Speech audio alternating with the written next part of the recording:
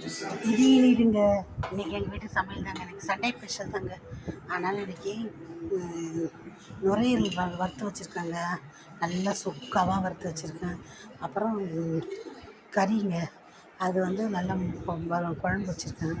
இன்றைக்கி நுரையீரல் இது ரொம்ப நல்லதுங்க. நுரையீரல் தான் ஆற்றுலேயே கொழுப்பு இல்லாதுன்னு சொல்கிறாங்க. அது எனக்கு தெரியல.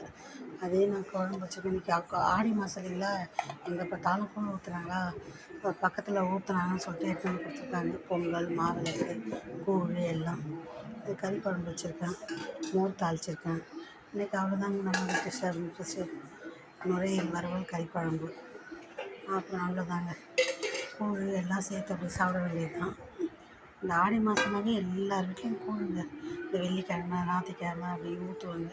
இன்றைக்கி அவங்க சண்டே ஃப்ரீயாக இருக்கும்ல, ஆனால் ஊற்றிருக்காங்க. இது வீட்டில் கொடுத்துட்டு போயிருக்காங்க.